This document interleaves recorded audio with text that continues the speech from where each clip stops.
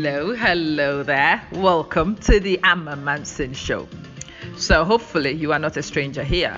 But what goes on here is education, definitely some empowerment.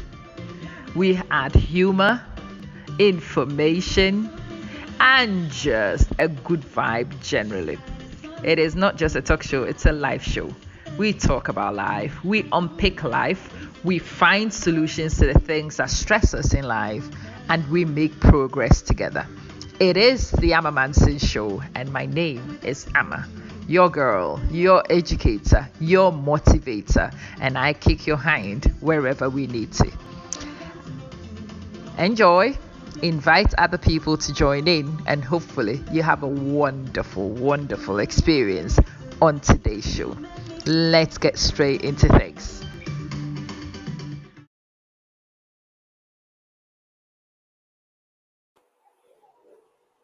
Hello, everybody. Good afternoon. I have an absolute treat for you today. I am beside myself with excitement. I'll explain why I am so excited in a minute.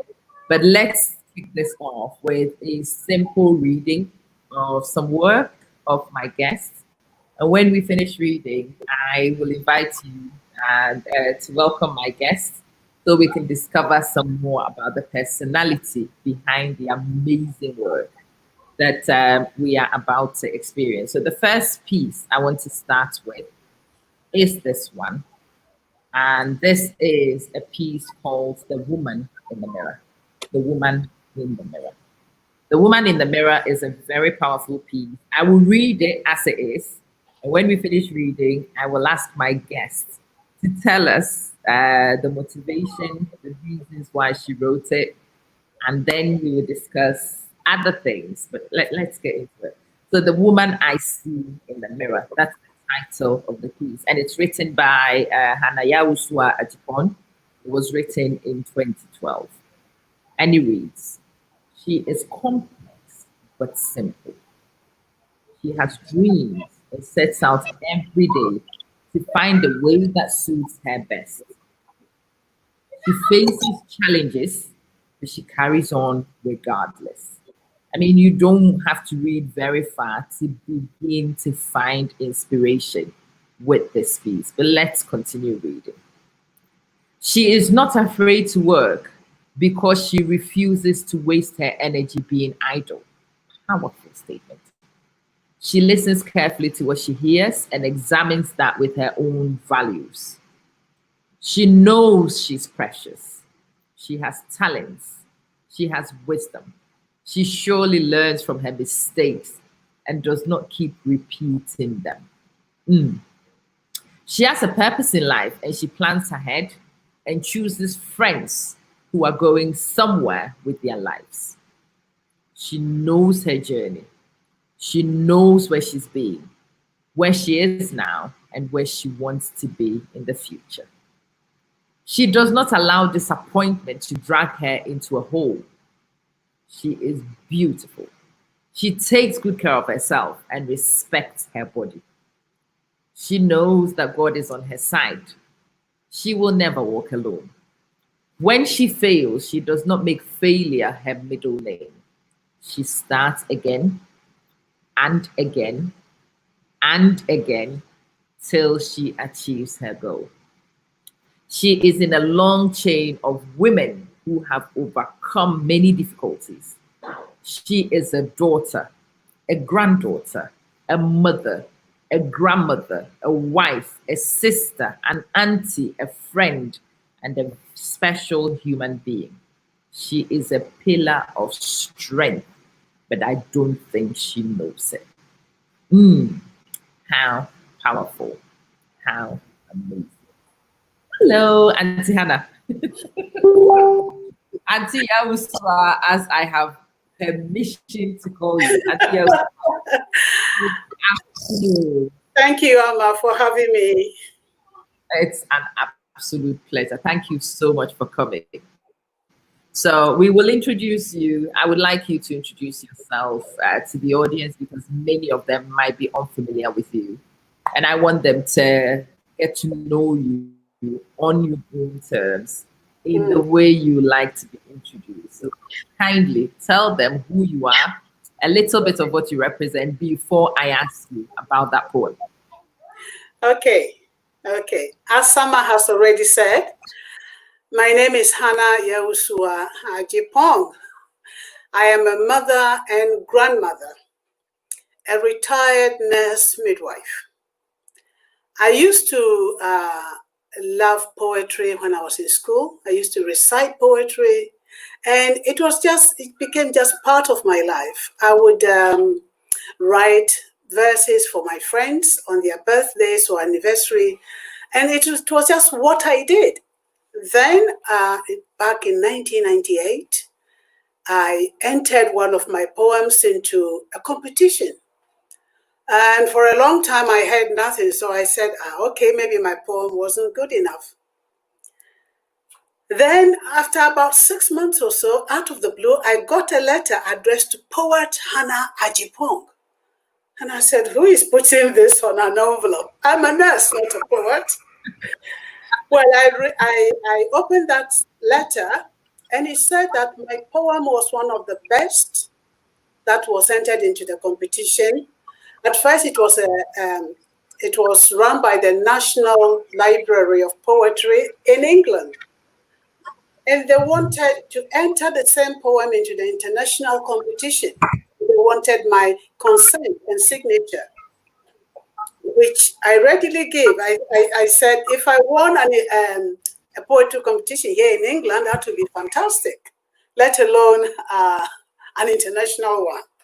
So I sent that off, and after another few months, I had another letter inviting me to go to Washington, D.C. to receive a medal for my poem.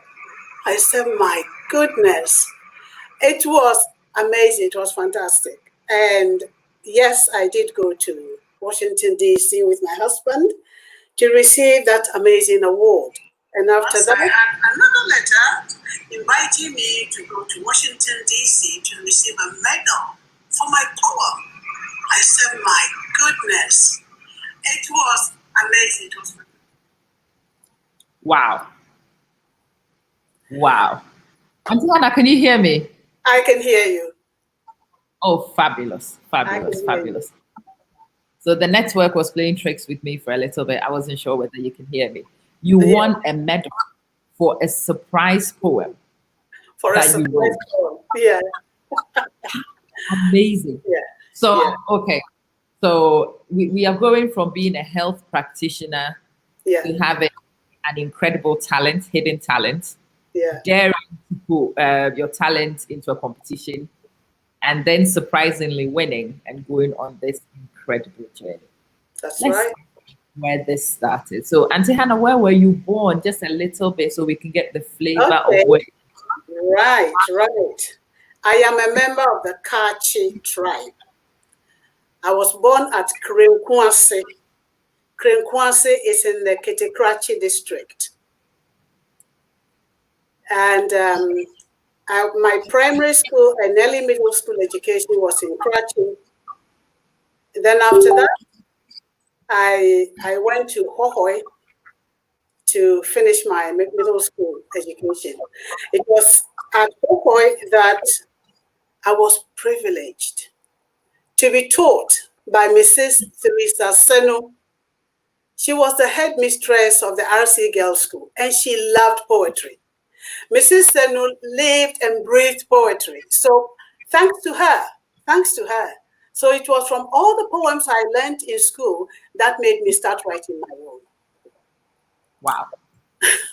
Wow. So I was expecting, and I think for most of us, I like to go there with the guest idea because it's very important that people realize that we are all everyday people from very ordinary places, but with the impetus to do incredible things.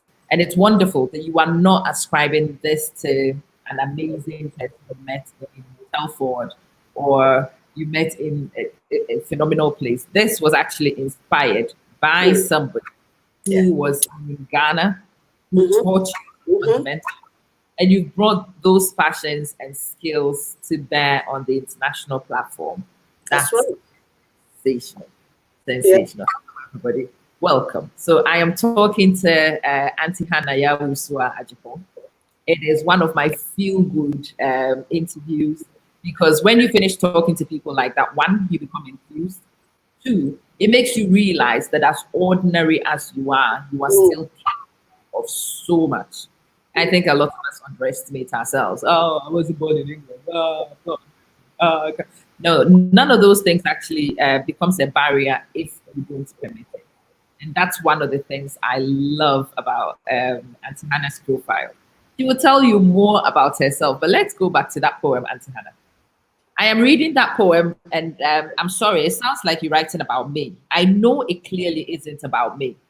So please tell me what the motivation is. What's going on here? uh, when you connect with people on a very deep level, you begin to see the commonalities that connect you. Oh, And yeah. so, in my work as a nurse and a midwife, and life in general, meeting with people, listening to people, hearing their stories, I see that we all ache the same way. And Mm. so, writing about the woman in the mirror, I was at a conference in Manchester, and this lady, who is a white woman, read the poem and burst into tears. And then she said, "How did you know this about me?" Yeah. That's a blessing. And I said, "It's a blessing because when you're inspired to write, you're not writing for yourself. Nothing Mm. you write is just for yourself." And if I can say that the poem that really launched me into poetry was Robert Souther's poem, Bishop Hatto. And guess Oh. what? It was 103 years after his death that I learned that poem. And that poem, so it just touched my heart so much that I wanted to write poetry. And so we are given gifts, not for ourselves. We're given gifts to share with the whole world. And as many women identify with a woman in a mirror,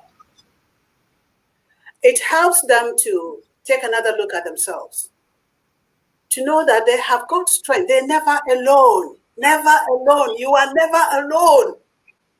And that is what you must always remember. When things seem to get on top of you and there seem to be no way out, you must remember that you are never alone.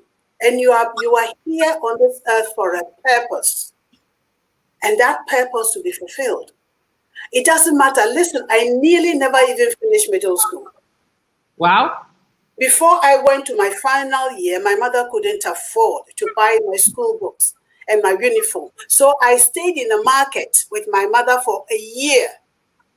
I was selling in the market, selling, in that big platter. I was going around the neighborhood in Hohoi, selling soap and toiletries. This is Wow. my story. I never nearly finished school. And it was a complete stranger. You see, God is on your side and God will put people in the way for you. A man called me to buy soap and he was speaking away. We just moved to Hohoi. I couldn't speak away at that time. So I said to him, "Please, sir, I don't understand away. Do you speak English?" And he said, "Of course I speak English." Then he looked at me again and said, "Have you finished school already?" Because I was like a stick insect in those days, very, very slim. And, he said, "Have you finished school already?" I said, "Oh, no, sir. I would have been in my final year, but my mother couldn't afford to buy my uniform and my school books, so I'm helping her in the market." Then the man stopped for a while and said, "Who is your mother?" I told him my mother's name. He said, "Where in the market is she?" So I described how he will find my mother in the market because my mother sold yams in the market. So I thought the man wanted to go and buy yam. So the Mm. man went to see my mother. And that same week, my mother said, "I think we have to find another school, a school for you to, you have to finish your education."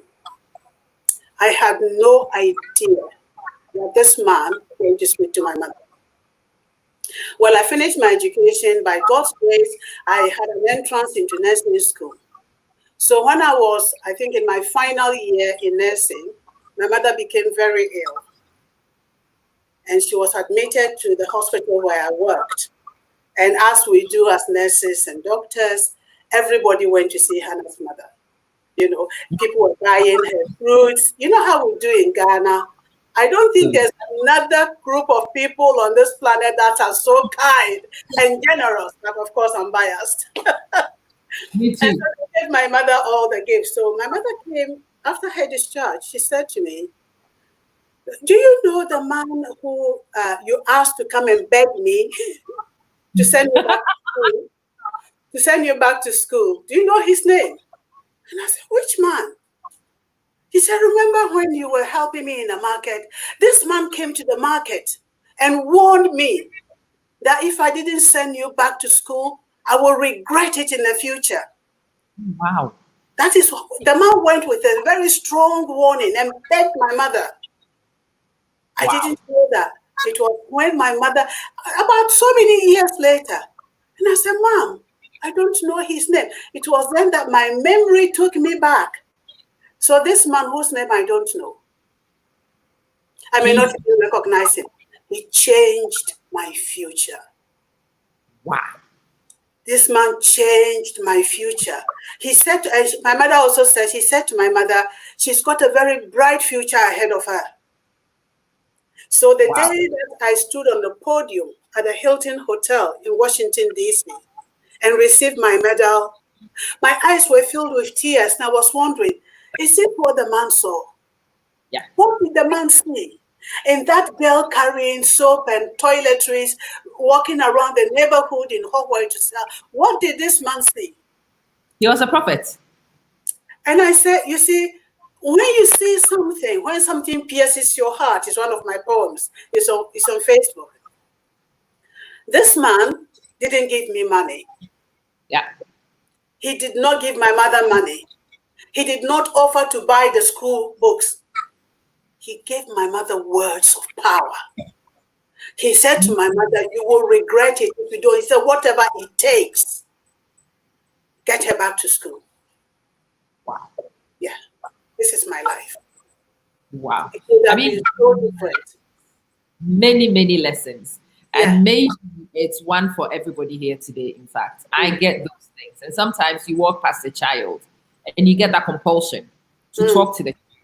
Sometimes that compulsion is not satisfied talking to the child. This has happened to me quite a few times. And your story just brings the importance of those encounters. Yeah. There are times when you feel compelled to dip in your pocket.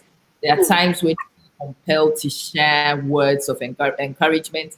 And sometimes you are compelled to take on the parents and to fight the parents and to threaten the parents and to share very strong words with the parents. But this story tells you that those things you do could be a life transformational event for the person in mind, and you do not miss those opportunities. If that man had to you, what would have happened? I would have been selling in the market. Not that there's anything wrong with selling in the market, but if your destiny is different, and God put somebody in the way, maybe just the word you say to somebody can change that person's life. Absolutely. Absolutely. And this is one of the things I want everybody to take. If you take nothing else from here today, I want you to take the power you have to transform, sometimes by just one spoken word, sometimes by one kind action, sometimes by just signposting people to destination. I mean, this man is responsible for so much, and he is not even aware that it happened. No. He doesn't know. You don't know his name. You can't even cite him. No. No. Only God rewards him. Only God will reward this man. Wow. Yes. Wow. Amazing. Well, welcome everybody. I am talking to the incredible Mrs. Hannah Yaawusuah Adjepong. I am having this conversation under the Inspirational Personalities umbrella. because her story is nothing, it's nothing else. It's just simply inspirational. And we are starting from the very humble beginning. Mm. So she's almost dropped out of school. Yeah. Some incredible stranger comes and actually takes, I mean, if you're traveling, you have your own itinerary. When he felt compelled enough after meeting her to actually go to the market with her instructions to find her mother. And I can imagine how difficult that would be in a market you might be unfamiliar with. That you walk to this woman and you go say nothing else except that if you don't get your daughter to school, you will regret it. That you get her to school no matter what. He doesn't live in his pocket. The woman was capable of it. It took somebody's word of affirmation to Yeah. make it happen. And yeah, it's an amazing story. So Auntie Hannah, you've gone and you've become a nurse. Yes. You are still in Ghana. What happens next? Well, I was privileged also to work in different places in Ghana. I trained in Tamale and I worked in Yendi Hospital. Okay. In those days, when you hear the generator come on in the middle of the night, you know that somebody is having an operation. Absolutely. So Yendi Hospital was fantastic, and I was transferred from there to Efian Kwanta Hospital in Sekendi. Onentina eya maka fanta what you never hear fancy news me hear fancy nyate. Oh, you're very interesting.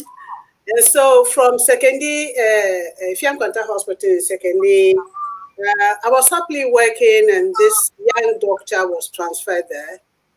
At the time, I was teaching Sunday school because most of the doctors and nurses were so busy. Some of them worked on Sundays. And I felt that their children were not having any Sunday school. So I offered to do a Sunday school class for the children, for doctors and nurses' children at Sekendi. And then this young doctor came with a guitar. And he came to ask, can I play the guitar for the children to sing? Oh, fantastic, do. So he came and was playing the guitar to the children. And we went to the same Presbyterian church in Sekendi. And as time goes on, it was like sometimes he got there. He got to the Sunday school before me. And it was the children who started asking.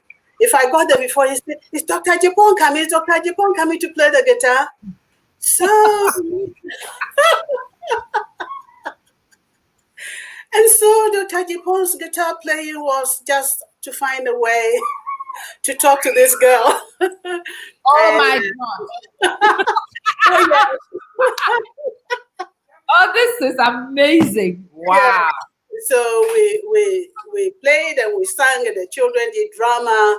And the next thing you know, we were getting married. And the children, two of the children were my flower girls. So it was a beautiful story. And we've been married now for 41 years. Oh my good gosh. Yeah. Wow. So this story has many dimensions. See, at every episode, every time I talk to people, I learn lessons from sometimes the most unusual places. Mm. So it's a story of knowing exactly what you want, in strategizing what will get you a footing. Mm. Sometimes, I mean, if he came talking anything else, you would not have listened. No. Realizing that coming to play the guitar on a project which was your passion project was a very clever way to get to you. It was. It was. Other people who saw what he did, who probably drew your attention because you may not have noticed him. And it's a story we all need to learn from. We create our own opportunities. We do. Yeah. We strategize our own success. We do. It's not everything you leave to chance. No, you don't. And many of us, unfortunately, haven't had. There's here children matchmakers orchestrated by the very clever doctor because he knew. He knew she cared about it. He knew the kids and the way the kids responded to what he did will get her to notice him. I mean, how clever is that? How amazing. Yeah, it was. Wow. It was. Yes.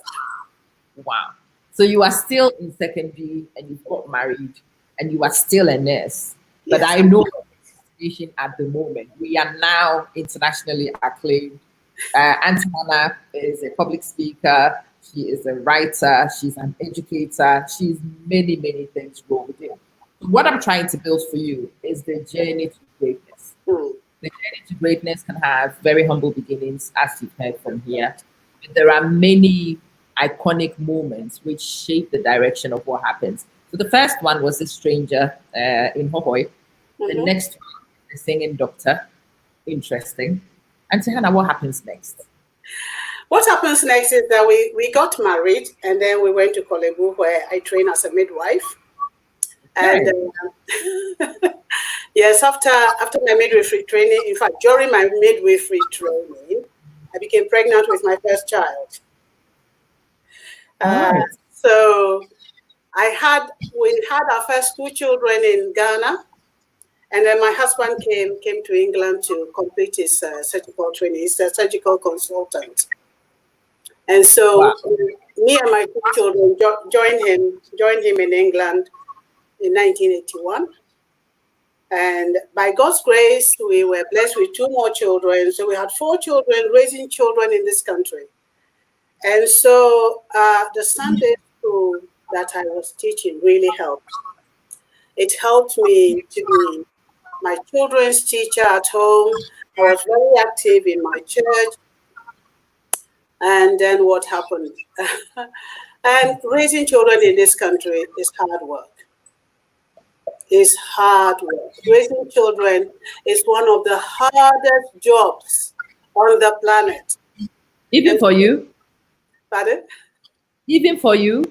Even for me, of course. Even for me. Even for me. You see, because back home we have support. Okay. You can go to Aunty Yaawusuah and say, Aunty Yaawusuah, free of charge. Free of charge. You come to this country and it is you. Everything. And especially if your husband has a demanding job, like my husband, you find that you're on your own. And one of my friends said something to me. She said, "Oh, Aunty Hannah, I now understand why they call them housewife." Ooh. You don't see the man. You have to be married to the house. Yeah, so it is difficult, and you have to be very, very resilient, okay, and do your best that you can. Raising children in this country, you need the support of friends. Unfortunately, those of us who came around the same time, we knew each other. And so we often spoke to each other. People need encouragement. Okay, so from there I made it a point to encourage people, because when you've experienced the difficulty and the hardship, you use words that encourage. So I don't criticize other people's children. Never. Ooh. Never. Because I know how difficult it is. If the child is not behaving well, I have a responsibility to be a helping hand. I have a responsibility. If I know something that the child's mother doesn't know, I'll share it with the child. I will share it with the mother. And many times in this country, I will take the mother and the children to a park.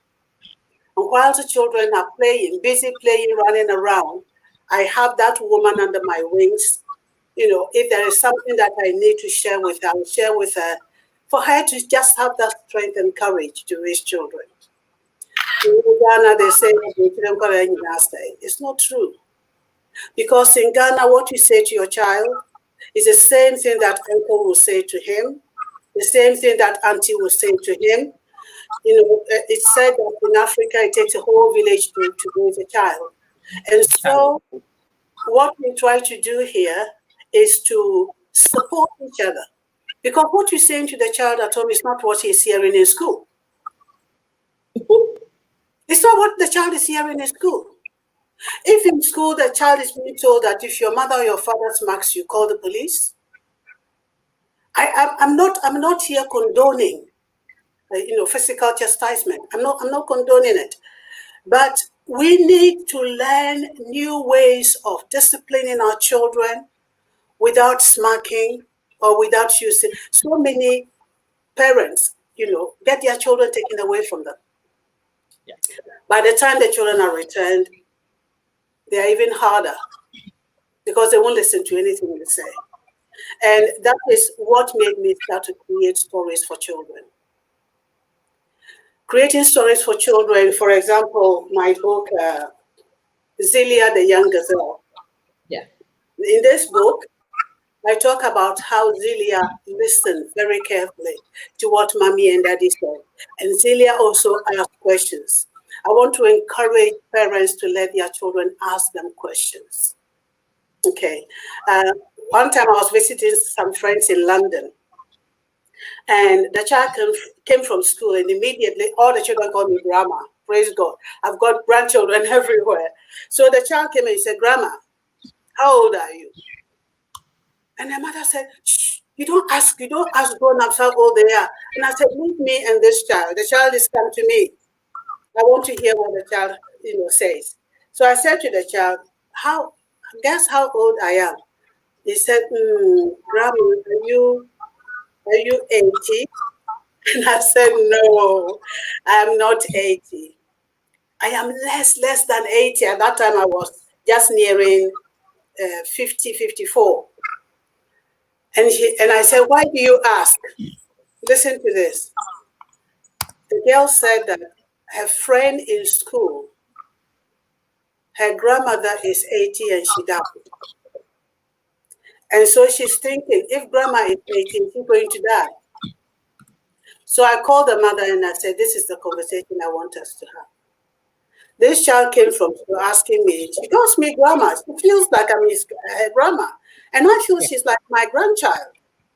And she's asking, Grandma, how old are you? Because at the back of her mind, she thinks that when grandmas are 80, they die. She's concerned. Yeah. Okay. And so as we support parents, we support mothers, we also need to support the children. Parents, you need to listen to what your child is saying. No matter how busy you are, make time to hear. Because every time you say, I'm busy, can't you see I'm busy? Can't you see I'm busy? The child closes up. And you never know what the child wants to say to you. Maybe the child has been molested. And she wants to tell mother. And there's never a good time for her to tell mother. Maybe the child has been bullied. Maybe the child is seeing something that he wants to ask you about. And so mothers, I know the fathers work, mothers work, everybody's working, but it is so important that we listen to what our children are trying to ask us. Or even they just want to say something to us. And then you can take what they say and build it into a conversation where the child feels confident. The child feels that they can tell you everything. But when you shut them up, they will look for someone else outside the home who listens. Woo! And so they will tell their problems to their friends who also don't know any better. We are losing our children. We are losing our young men. One of the things that really, really burdens me is why a boy would take a knife into his bag to school. Hey, who is talking to this child?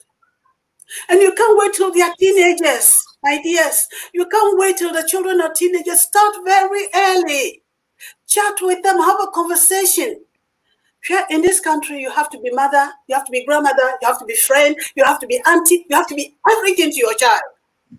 Because whilst you can send a child to uncle, and uncle can talk, uncle can help you, there is no uncle here. So you have to be everything to the child and listen. Listen to what the children are saying. Wow. Okay. So those of you, this was Martha, you are welcome. You were passing through. I'm glad you passed through. But I hope you do stay because it's one of those interviews which is loaded with a lot of things. If you look at it at face value, you would think I'm chatting to an author. That's not what I'm doing. When you look at it from another angle, you think I'm only talking to another guest. I'm not. I am actually talking to one of the most experienced guests I have had on the show. So one of the most diverse people that I have ever met. Aunty Hannah is something else, and I cannot believe that I've managed to get her on talking. I mean, she's inspirational. She's a midwife, but she's become an author. She is an award-winning poet. She is a mom. She is a community pillar, an absolute inspiration. And the things she can share with us are things that you can take practically and apply to life. But Auntie Hannah, I want to show you something. Some of you were here from the beginning, and if you were here from the beginning, you would know that I shared Auntie Hannah's first poem. Right now, I want to share yet another one. I want to share this one, which is It's Good to Be Me. It's Good to Be Me was another piece which spoke to me.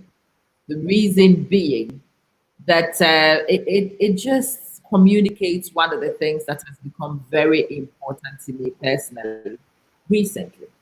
It says that every one of us is very special and can do some things others may not be able to do. Equality and diversity means accepting that everyone is given a talent for the benefit of society so that we all can live in harmony. When people become lazy or don't care, we are all affected. If we do not learn to forgive and help each other, many more people will live sad lives. Learning to appreciate what each person does brings the community together. Powerful, powerful, powerful words. But what I want to know, Auntie Hannah, is why you wrote it. Why did you write that? I've been working in schools, if you know. I was Yeah. invited to work in schools, maybe for the children and for teachers. Sometimes I've done a presentation in school, and it was the teachers who will come to me and say, "Oh, I never knew that." And Mm, so, during diversity, we do diversity weeks. And in Diversity Week, it is a time to appreciate the diverse communities we have because we mm, all different, but equal. And unless we break those barriers to allow every person to be who they are, mm, our world is enriched by accepting people as they are because everyone has something to give. mm, In that photo, I was sharing with college students. I was sharing with college students about Black history. yeah. Okay. And so many of these students had no idea. No, it's not mainstream history books. And so they learned so much. And I've worked in over 40 schools. So the schools, the teachers, the head teachers, I think because we are connecting on that level, we are showing respect to each other. And I tell you something, every school I've gone to, there's a Ghanaian child. The Ghanaian child will be so proud and say, "That's my grandma." Telling you, that is iconic, Auntie Hannah, because we don't find our own role models in That's these. right. That's right. It's very difficult to find one, especially one who is validated by the school, one who is expected enough to come to school, because that's one of the difficulties. I teach as well. And Yeah. one of the things I find very difficult for the kids when you talk to them is that when role models are presented, they are always people other than themselves. Yeah. It is very difficult for them to ever be elevated, to be the star of the show ever. When you look for resource people, it's very difficult to find Ghanaian resource people, not because we don't have them. We do have them, but our priority is not in giving back to communities. Our priority is not going to schools. We have many medical professionals. We have many iconic professionals. Don't really come to school because that whole community give back thing is not part of us. We are wired for the buck. We are wired for the dollar. We are wired to pursue what we think is important, but we don't quite understand the importance it is for the next generation to be motivated by one who looks like us, That's by right. one who speaks like us, by one of our own. So, welcome if you've only just arrived. I am talking to Auntie Hannah. I selected this particular piece because it is very time appropriate because of the Black Lives Matter agenda. That's right. That's I right. knew when I read it that it was something linked with the agenda. But let's talk Black Lives Matter. Auntie Hannah, what's your understanding and what's your position on this? Oh, Black Lives Matter. It's a good slogan because for hundreds of years, Black lives have not mattered. The Black people have been used, they've been enslaved, they've been exploited. Kwame Nkrumah said they've looted Africa, and I think our very souls have been contaminated somehow by how we've been treated over the centuries.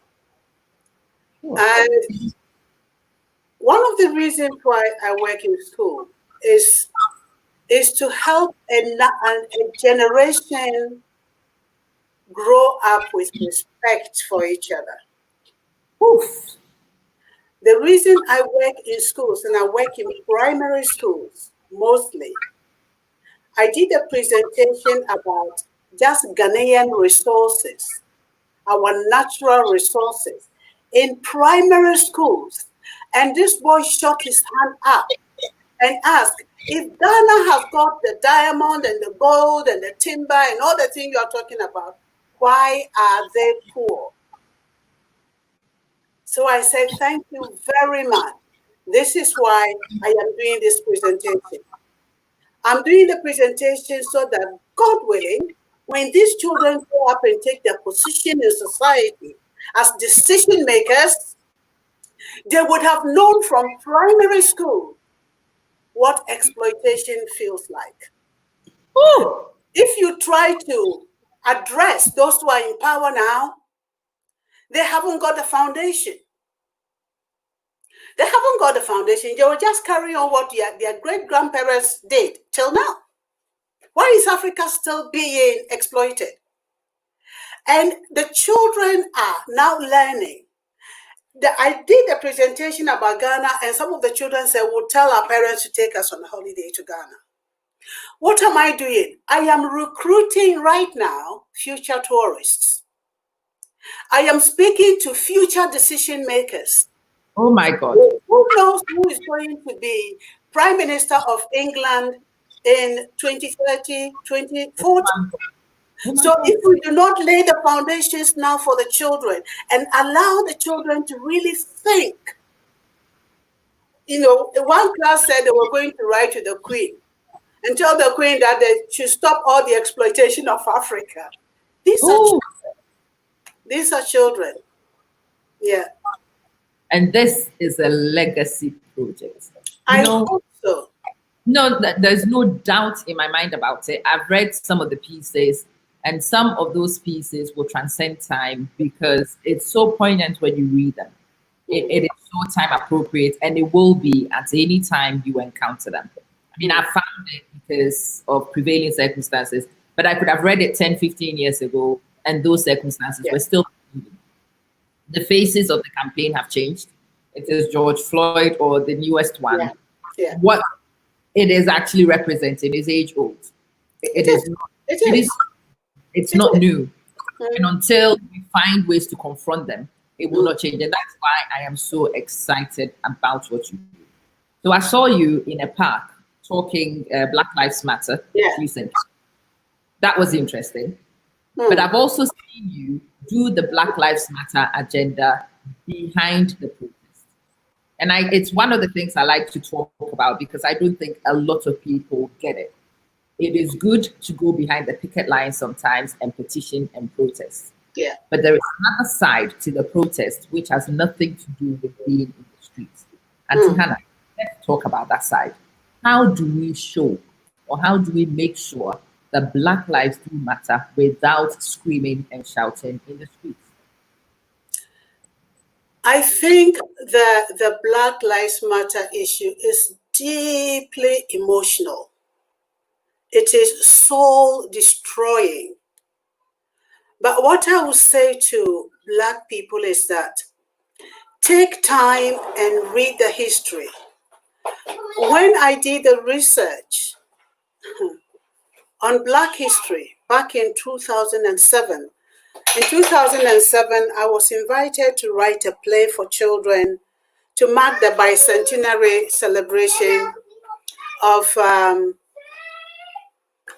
the abolition of the slave trade. And I must Yep. confess, it was the first time that I did an in-depth research. Amma, my home was like a funeral home. Yeah. The thing is so deep, it destroys everything in you. To read about that shameful cruelty, that people were marked with hot iron to show who they belong to. Yes, ma'am. So from that time, I had to step back. I had to have my own funeral. I had to have my own funeral. I wrote a book of poetry called 200 Years. Remember, respect, and reflect. And so I think many Black people are walking around so wounded in the spirit. So the listing would trigger the anger. Thank you. Okay? Thank We you. need to individually deal with the anger and the pain that we feel. Until we've dealt with that, the goodness that is in us will not surface. I describe writing or doing the research. This is the way I describe it. It was like, that there is a door that you can't open. And that door is behind that door are skeletons of your ancestors. Many skeletons. And then I was forced to push that door open because I was asked to write a play. Yeah. And while I tried carefully to open the door, yes, I saw all the skeletons, but guess what else I saw? I saw a golden thread linking each of the skeletons. What is the golden thread? The golden thread is the resilience. You read about someone like Harriet Bailey, the mother of Frederick Douglass, who would walk 4 miles in one night just so she can cuddle her baby and put him back down. Yeah. I tell you, if our ancestors were able to do this in slavery, what are we doing in freedom? But Aunty Hannah, I'll repeat it again. Please do. I'll repeat it again. If our ancestors, somebody like Sejana Truth, Harriet Tubman, Harriet Bailey, and I'm listening to the woman now, all these women, they were whipped and they worked on the farm, on the field from dawn to dusk. And then in the middle of the night, the African mother inside them made them wake up maybe about 11 o'clock in the night and walk a 24-mile round trip just to pick up the baby and receive comfort and deposit something into the child. I believe I was writing and I thought that every step that woman took, walking in the middle of the night, every step she took was a prayer. Absolutely. And when she held Frederick in her arms, he would say something like that, grow up, my son, and fight this evil. Absolutely. And if you read about Frederick Douglass, I bet you he fought. Absolutely. If you haven't read Frederick Douglass, go and read him today. Absolutely. That man stood and fought. And if our ancestors were enslaved, it is their labor that built America. It is the slave labor that built England. The first bank that was ever opened in England was opened by Mr. Leyland, a slave trader in Liverpool. His bank continued till it became Midland Bank. It is now HSBC. Yes, ma'am. Yes, ma'am. Yes. The Barclay brothers were slave traders. They used their profit from slavery to open Barclays Bank. We don't know this. The Bank of England, they were sugar merchants. They used the profit to open the Bank of England. Everywhere you look, the results of slavery built this nation. And if people don't know, they will ask us to go back where we came from. It is the labor of our ancestors. For nearly 400 years, they worked for nothing. The only thing they had were food that were thrown at them. Read the history. And I beg you, those of you who think you go to Ghana, you make silly videos comparing Ghana to England. Ghana never had slaves to work for them. Please say that again. Say that again. Ghana never had slaves to work for them to get to build their nation. Everything that is been built on slave labor is still with us today. It is still with us today. So if you don't know who you are, you go to Ghana and you make silly videos insulting the parliamentarians in Ghana. Please, please, please. Let's let our Antitiepa speak. You don't get up and speak against your elders. You have no idea the legacy of colonialism. You have no idea. England wasn't England until they had the slaves. Woo! Yeah, it wasn't England until they had the slaves. Go to the National Trust properties and look at all that. What films? It's not hidden. This is not hidden. Just Google and read. In fact, the one person I read about is Kobina Otoba. Yeah. If you read about, he describes exactly what happened to him. He's from Ajumako, Fantinya, and he was talking about how he was kidnapped. Yeah. And so we've got a lot of work to do, both with our relatives who are the Caribbeans. Yes, ma'am. Who have always believed that it was our ancestors who saw the ancestors. But you know, it is ridiculous that we can't even tell our own story. Occasionally, when I talk about the story, just from, if you go to the Picoro slave camp, one place, even get to Salaga, if you've ever taken the time, and most of us don't, if you go to and you see how they have actually assembled the rocks, there was a half-inch tower. This was not trade being done in peace. You can clearly see battle scars on the landscape. It was not a peaceful venture. It was not. You can see even the Larabanga Mosque, the history of the mosque, the guy who established it, and the sword he implanted in the protection of the people, in the redemption of the people. It was not a peaceful trade. It was not. It was kidnapping. But we don't know that. Most of it was kidnapping. Maybe towards the end, the people were sold. We won't deny that. Akosia, what's her name? Akosia Pobi. She's written a very extensive book about it. Yeah, she did a field research and wrote about it. If you listen to some of our expressions, I don't know this. Have you heard that expression? Bam.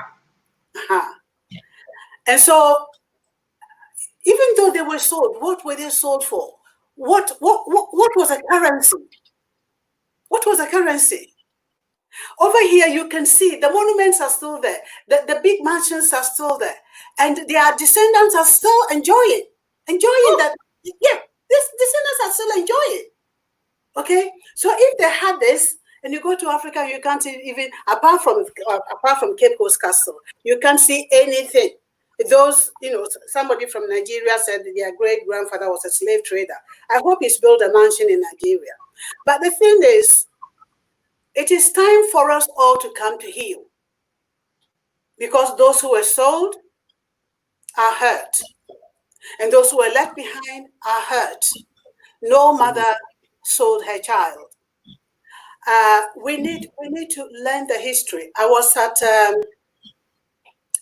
the Ghana Investment Summit early this year, and the presentation was that the year of return was very successful. But before then, I had watched a documentary about an African American lady who had done a tour of Cape Coast Castle. Heartbroken, she cried her heart out, and then she went down to Cape Coast Castle, Cape Coast Market. And then she asked the woman selling at the market, she pointed to the castle on top of the hill. And asked the woman, that castle, what is it about? And she said, I don't know. Of course, I don't know.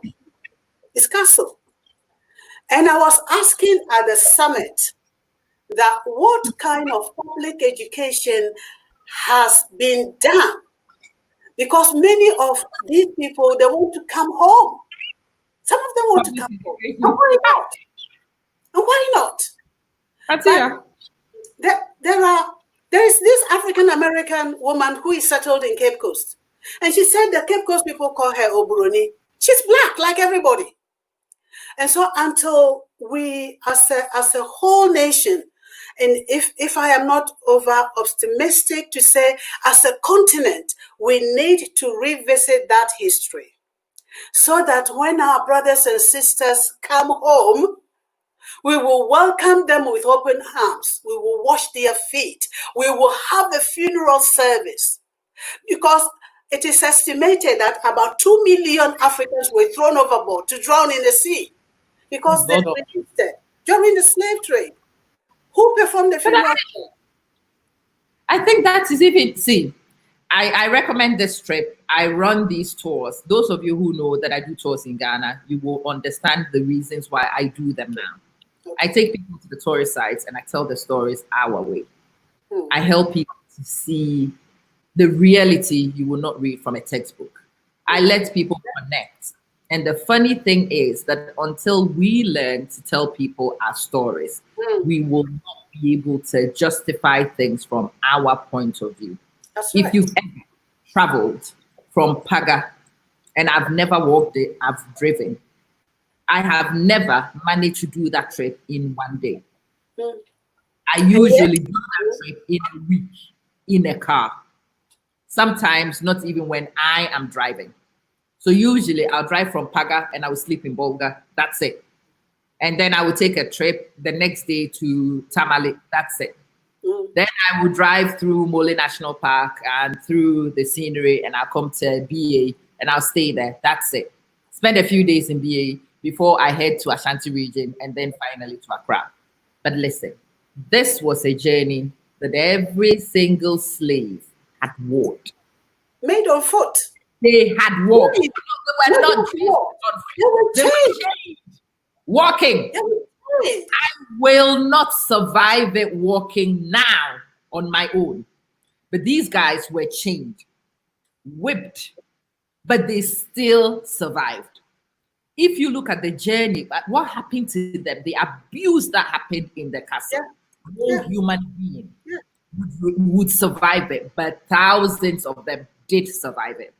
If you look at the packaging on the ship, no human being should survive it, but they did. If you look at the journey on the sea, no human being should survive it, but they still did. In their thousands. What happened on the slave plantation should not, it should break any human being.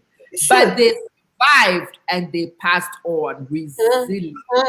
Don't know identity. So if you are Black and you really look down on yourself, if you are Black and you've not learned how resilient you are, then you don't know your history. There are times when and I'm like, I can't do this. And then I remind myself, hey, Kate, you was Black. You was very African, and we survive anything and everything. And every time you say that, yeah, Martha, it can be heartbreaking, but it can be inspiring.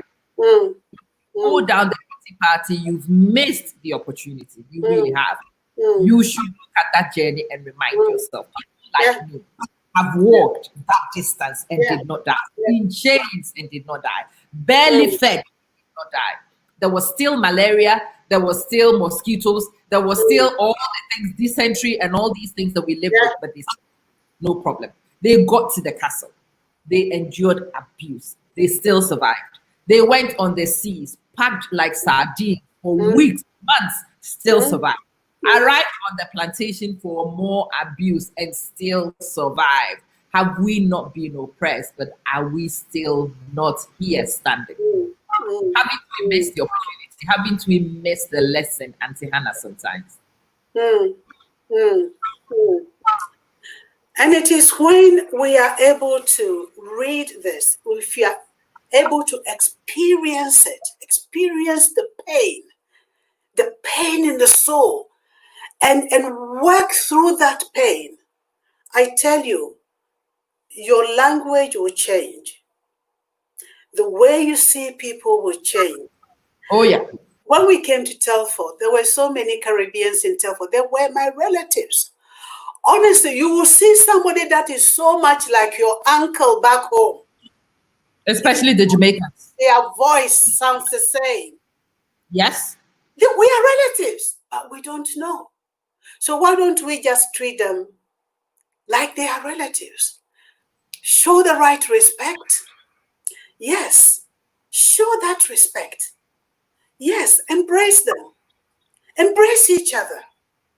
Because I believe there's a bright future ahead of us as Black people. Oh, yes. As long as we learn to reconnect on that soul level. When we reconnect on that soul level, there is something amazing on the horizon for us. So please, let's watch our language. And those of you who think you go and stand in Ghana and start comparing Ghana to England, please stop it. I will say stop it. We've done so well. By God's grace, we've come so far. Learn to respect our elders. There's no human being who is perfect, but at least we have a government. The country is not in total chaos. And if we use the energy that we use to criticize governments, whichever party is in power doesn't matter, any government that comes into power will be criticized. The energy we use to criticize the government, let's use that to pray for them. Let's use that to encourage them. Because you don't know how heavy the load is if it's on somebody else's head. And so here we are. Let us be the amazing people God made us to be. Because we are. We sure are. Yeah, we are. Yeah. If you don't learn anything on this interview, I want you to really learn something about yourself, about who you are, about what you bring to the table. And because a lot of us don't know this about our identity, it becomes very easy for other people to trick you and to give you the alternative rhetoric. And you buy into it, you accept it, and it's not right. You are very capable, you are very skilled, you are very resilient, survivor. And it's written in your history. There are many examples to fortify this. If you think that there is a problem with the way you speak, fix it because you can. That's fixable. Yeah. If you think that there's a problem with your experience, fix it because you can. Our problem as Black people actually comes from the fact that we don't know who we are, and so we don't position ourselves right. Yeah. I am still on the Black Lives Matter, and it's a very important thing to me because Black Lives Matter becomes necessary because we don't position ourselves. Aunty Hannah, what does that statement actually say to you? When you've been always told that you don't matter, and you accept it, then you won't matter. Please repeat it.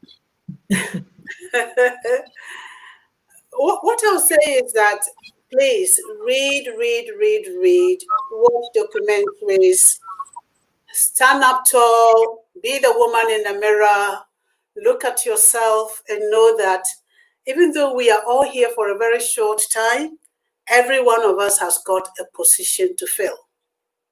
Fill that position well. If you are a wife, a mother, a sister, let us support each other.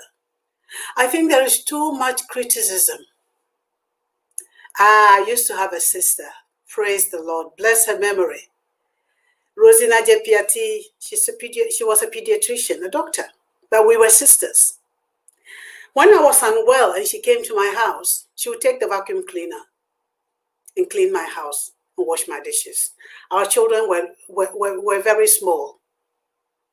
Okay, When I couldn't, she, a doctor, she will come and clean my house and wash my dishes. What is it that is so bad in your neighbor's house or your sister's house? You go, if you see something wrong, please correct it. Don't go to the house and come, hey, me call your friend if you pa. Oko kitchen a koshe. Nchen sisi sisi honyo bia. Adenti na wantu twemu ama no. Adenti na wonua no. Oko ya the fear ya poto no. Adenti na wammoa no. Because it helps. It gives her that confidence. And she will do it for you too. We were blessed because the batch of us who came, we helped each other, we talked to each other, we shared, we prayed. And we still do. And so don't let, another thing is comparing yourself with other people. Hey, you don't know their journey. And you don't know how it's going to end. So whatever it is that by God's grace you have, please be pleased with it. And thank God for it. And use it the best way you can. Because God is amazing. Honestly. Another thing I forgot to tell you was in 1998, when I entered the competition, the poetry competition, I had no idea that I had a back problem that was going to force me to retire from nursing. So the year I was forced to retire from nursing because of this back problem was the same year that I won the International Poetry Award. God is always ahead of us. God is always ahead of us. And because I couldn't do nursing anymore, even though I won an international award, I threw myself into community work. I volunteered for 7 years working in the community. And guess what? It gave me insight into how the community works, all the communities. And so please let us be involved where we are, wherever we are. Let us be involved. Because Aunty Hannah, you hit another high note. Listen, it is no longer an adversity. It's actually an opportunity. That's one of the things I have learned. There is no adversity. It looks like adversity if you are myopic. Your back has taken your career from you. Oh, let's feel sorry. Oh, let's cry. Oh, it's terrible. Oh. But wasn't that an opportunity to actually use the very talent that everybody identified from very early on? Hadn't nursing and midwifery stolen your talent? Yes, for a bit. And it was God's way of saying, enough, Aunty Hannah, enough. You've done enough to midwifery. Come and use your creative talents. Come and use your motivational talents.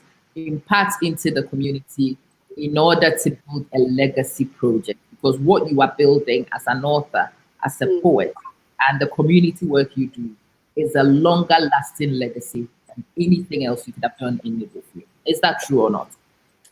It is true. And also, I think it's my experience in nursing as well.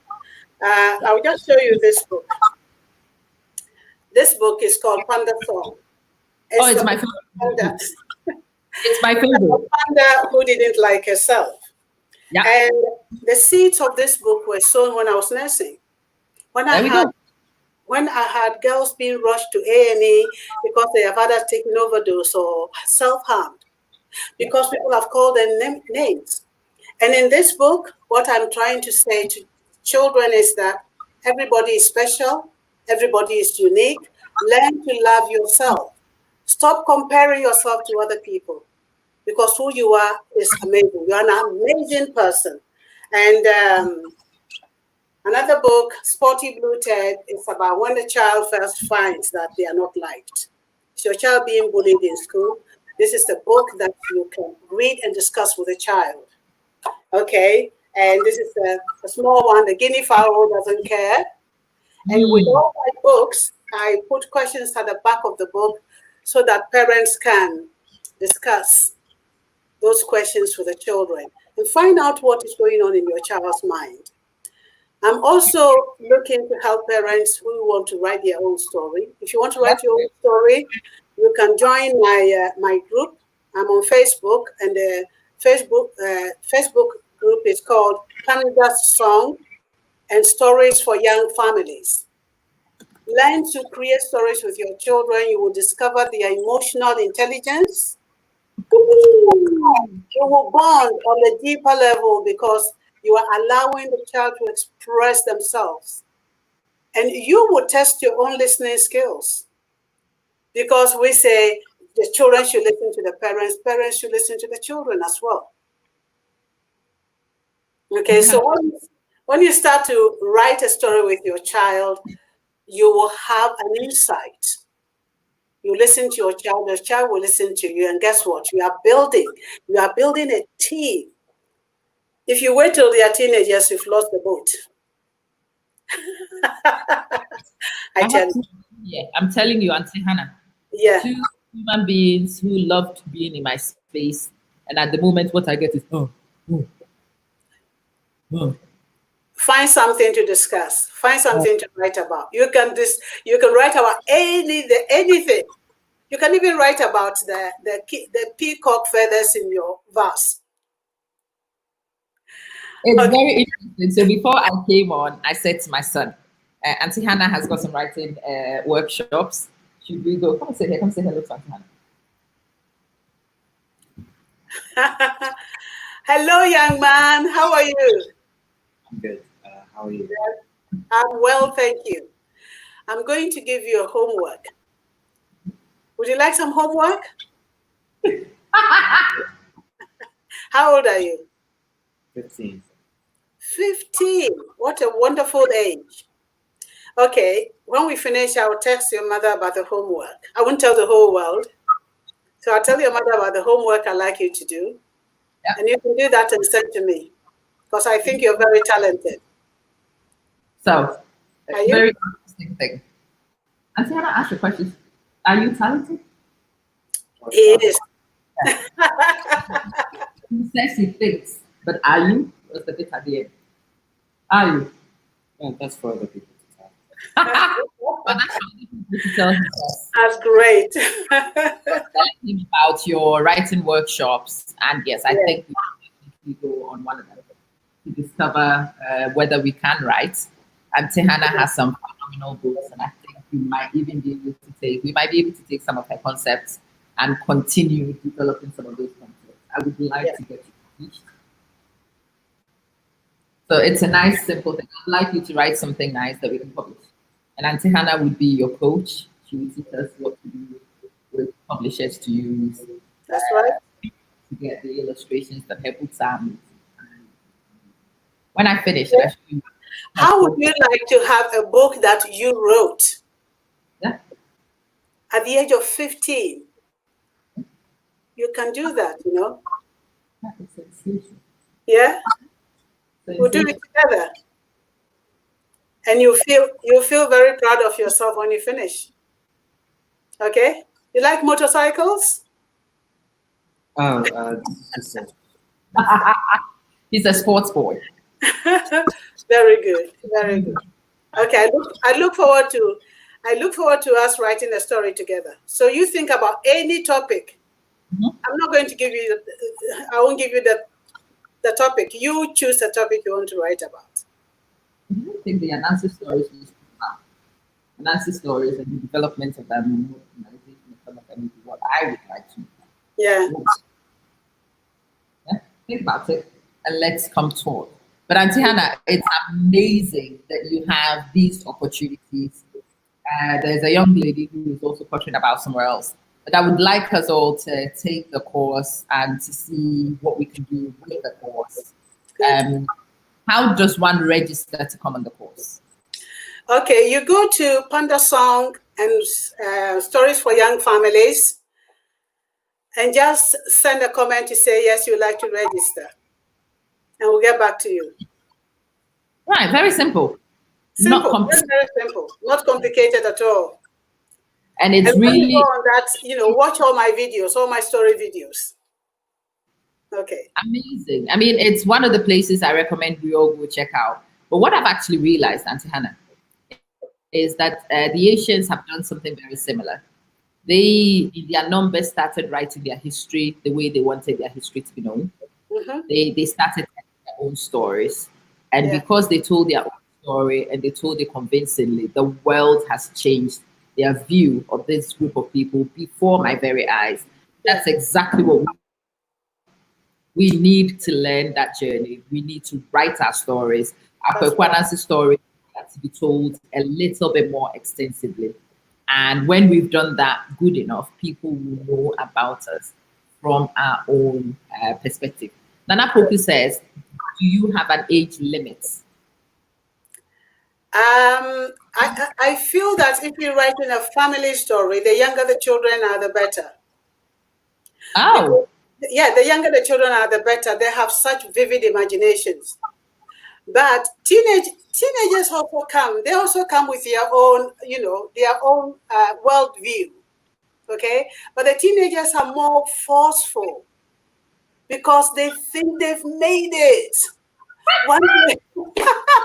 One day they think they can change the world, they can rule the world. Another day they think, they drink the orange juice, they finish the orange juice in a carton and put it back in the fridge.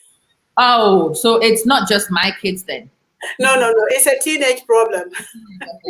They don't get rid of the cartons, they put it back in the fridge. It's because they can get rid of it. You're going to shout at us. So Right. So this is the explanation of the strategy. Why is it that I find empty cases? Because if you look at it in the fridge, you just ignore it. But if you notice it's gone,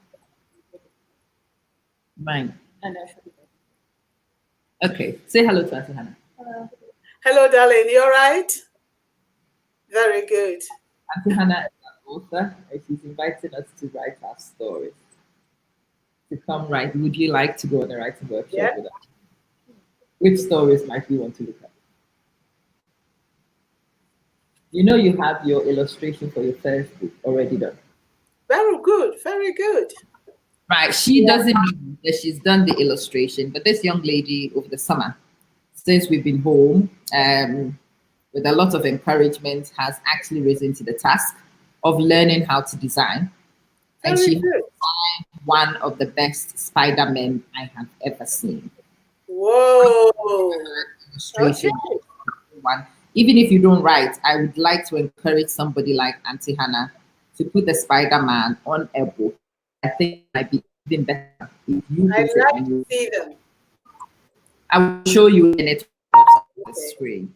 But when she first showed me, I looked at it and I realized that we need to tell our stories. We need to tell our stories. Sometimes not just the text.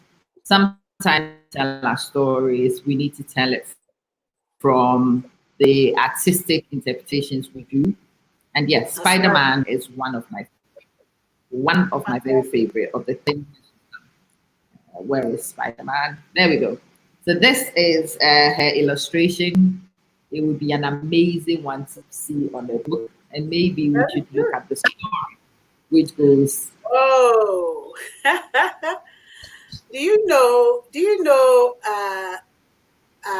that some of our ancestors took their Nancy stories to the Caribbeans?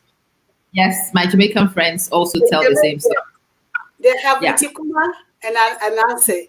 And I think the African Americans did the Spider-Man Anansi. It's Anansi. Yes. Yes. But that's a nice Spider-Man. Yeah. It's done with the Ghanaian colors. Mm-hmm. Loved the concept of it. Beautiful. Beautiful. Talents we should do. So maybe that might help us to get the book to go with the illustration. Yeah. You feel up to it? Would you like to?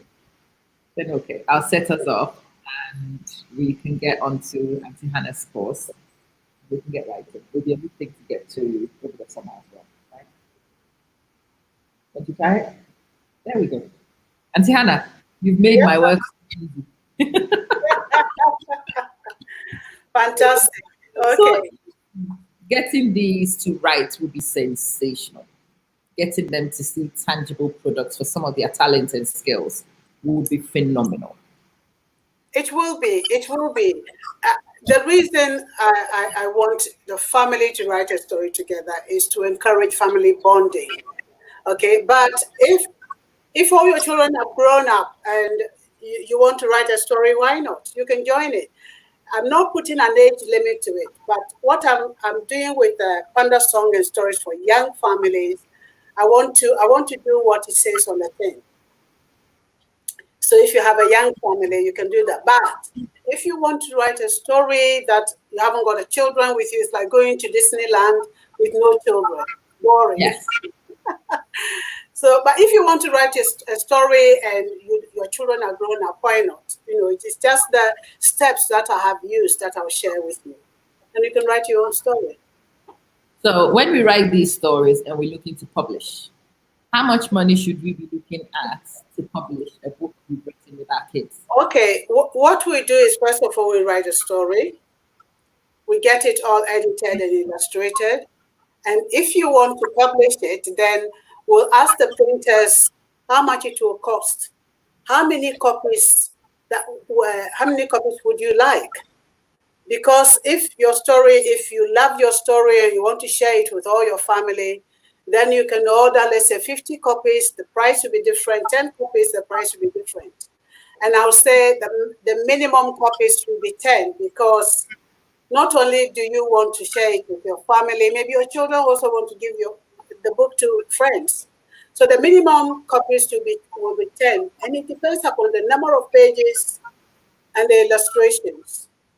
If it's just a straightforward story with no illustrations, the price is different. If you have illustrations in the book and it's you print in color, the price is different as well. So until we get to that point, I'm not going to say any price, because the number of pages will determine, and number of illustrations. Is it a very expensive thing, or can ordinary people like us do it? Oh, an ordinary person like me have done it, so you can. So we think it's for rich people, it's for other people, and not us. It must be very expensive to do what you actually.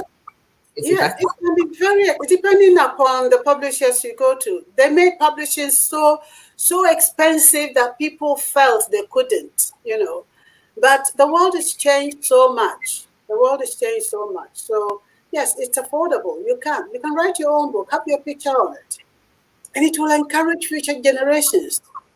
Yes, my granddaughter takes my books and say, "This is my grandma." Oh, how amazing! Yeah, That's a lucky girl yeah. to have, and she has to write and to do anything because she's seen her grandmother do it. Yeah, that's right. It's not anybody else. It's her grandmother who is an author. What can she not be if her grandmother is an author? Yes. What can she not do? That is amazing. And Hannah, it's one of the things I'd like us to talk. I'd like to invite you to join something I do every fortnight with a few authors. Okay. On Aunty Yaawusuah Adjepong's page, Reflections for Thursday. So, what she's trying to do is talk about the authorship process, the pitfalls, the triumphs, motivation for people, because she wants to encourage people from our community to write. Yeah, good. And we can get more pieces of work circulating, bearing our names and our photos, so that intelligence begins to look like us, so that achievement begins to look like us, so success begins to look like us. And it's very important. If you have time and you can come on that program every now and again, it would be amazing to pick your points and to learn from that. I want it not to be a one-off. If you have any more time, anytime soon, just let me know so we can come talk about more stuff about the Black History Month bit. I would love you to message what you found out about slave trading and the effects and impact it's had on us. Yeah. The known effects, because for most of us, especially those of us from Africa, we think that it did not affect us, but it has really all of us, and we need to know these things so we can heal from them. Yes. Before we wrap, can I give you 5 minutes of just talking to us from what you have learned, what you have discovered, your time in England, your time writing? What impartation can you give to us that we can all take forward to improve our lives? Okay, what I'll say is that Be grateful. That's one thing. Be grateful for everything. Life is tough, and you are not the only one going through the difficulty. You meet so many people. I think the reason maybe I have become the person I am is that I listen. I listen to people. And people from all walks of life, irrespective of the color of their skin, of their achievements, we all go through trials. We all go through troubles. So please don't make your troubles such a big thing that the universe can't handle it. Okay, everybody goes through troubles. And if you are grateful that, oh, thank you, God, that this morning I've been able to wake up, I can breathe, I can walk. I may not have all the things that I want to have. But sometimes when you have all those things, you find that you really don't need them. And so be grateful for what you have. Learn to use kind words. Choose your words very carefully, because words can break a person, and especially those of us in marriages. Please, please. Men need as much encouragement as women do. Encourage your spouse. Encourage the man. Okay? Nothing hurts a man more. Anybody can insult a man at work. Any stranger can insult him, and he can brush it off. But when his wife insults him, it's so difficult. We must not do that. Okay, learn to respect the man. Learn to build him up. Make him a king, and he will make you his queen. I won't admit anymore. Aunty Hannah, what you have said is precious. Yeah. More than enough. So, guys, those of you who are on, I do hope that you've been blessed by this as much as I have been. I hope that you've been inspired as I hoped you would be. And I do hope that you realize what an asset we have in the community and how much we should tap into Aunty Hannah to make assets of ourselves. Go and check out her page. The Panda Song is my favorite of your books, by the way. Thank you. I get that declaration now that it's not just of the book, it's my favorite of your writings because of the intention behind it. The Woman in the Mirror is very powerful. It speaks to me, it challenges me.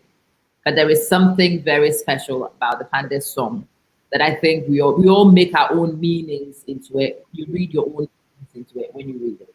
If you've not got the book, I recommend that you do go get the book. I will put links to the shop and how to buy them on the page later on today, so that you can go on there and you can go order the book. It would be very good support for Aunty Hannah's work, but in fact, it would be impartation onto you and onto your children in particular when you're raising them away from your home, when you are in foreign lands, in distant lands, and you're trying to raise children worthy of where we come from. We need to do so with every asset we have available. And these ones are ones you don't want to miss out on. So check the books out, order the books. Aunty Hannah is inviting you to her writing workshops.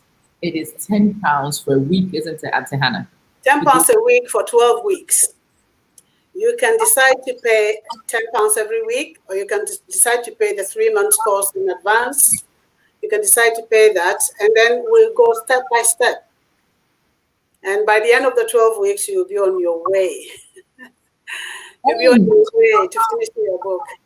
It is a summer holiday. You have no excuse, in fact. If you started the 6 weeks of the summer holiday on this program, then it's the 6 weeks, the first 6 weeks of the autumn term, and you are done. And you can spend the rest of the winter, whilst we can't really go many places, doing something adventurous, and you will be surprised how this will transform your children's academic life. Literacy is a key problem we have. We have gaps in literacy. Helping your kids on projects like that would only enhance their literacy. And literacy is one of those things which is the window into the entire curriculum. If your child can read, if your child can write, if your child can communicate, they can do almost anything. So take that opportunity. Let your children's summer holidays be done in a profitable way. in something that impacts for a long time from now. Go check out the page. If you have any issues finding the page, come to me. Watch out on my page for the links to buy the book. Oh, Angelina, she is phenomenal, phenomenal, phenomenal. And I feel so blessed that she has been willing to come and impart and teach and guide on this platform. So join me in thanking and blessing her, in pouring into her, so she can continue to outpour into many more souls going forward. Auntie Hannah, God bless and thank you so, Thank you so much for having me, and thank you for listening. Let's keep up the good work, all of us. Okay. All right. God bless you so much. Bye God bye. bless you. See you soon. Thank you. Pleasure. All right, fam. Okay, folks. Now I have a few things to say to you. I don't know about the rest of you, but if you paid attention to Auntie Hannah, she was not a spring chicken. She clearly wasn't. Auntie Hannah is a very experienced woman. Yes. She's managed to build a lot of things into herself. She started from a place where she nearly didn't finish middle school. But that limitation has not really changed much. She has aspired and she has really motivated herself and pushed herself to a certain position. So, what's your excuse? Give it to me. You are too old, really? You come from a village, really? You are too black, really? Tell me the reasons why you can't do stuff. You tell me. Justify it to your own brain, having met Auntie Hannah. Auntie Hannah is seeing opportunities, and you are not even a fraction of her age. And look at you. I'm too old to study. I'm too old to go to school. I'm too old to. Really? Listen to yourself for a minute. Stand in a mirror for a minute. Look at the person in the mirror for a minute, and you decide whether that person is worthy of who you want to be or not. There's an awful lot of things going on in this interview. It was a motivational piece for you. It was a kick ass for a lot of you. I want you to see Auntie Hannah and see what she's doing. I was gobsmacked. By the way, that woman got herself on my platform by herself with no external support. And I've seen many, many, many, many younger people who can't do what she just did. I have been floored. I have been gobsmacked watching Auntie Hannah and her go-get attitude, no limitations attitude, and what an absolute textbook lesson it's been for me this afternoon. I hope it has been just as inspirational for you. I hope it's been motivational for you as well. And I hope that it's incited you to go off and do something with your life. Do something amazing with your life. Thank you so much for watching. Please share the feed. Please inspire other people. And let's get the word out. Black lives must matter. But when it does, it will be because we have made it matter. Catch you soon.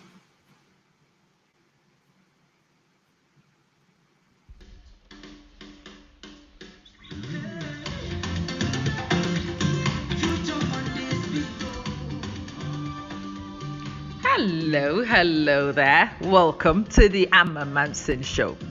So hopefully you are not a stranger here, but what goes on here is education, definitely some empowerment. We add humor, information, and just a good vibe generally. It is not just a talk show, it's a live show.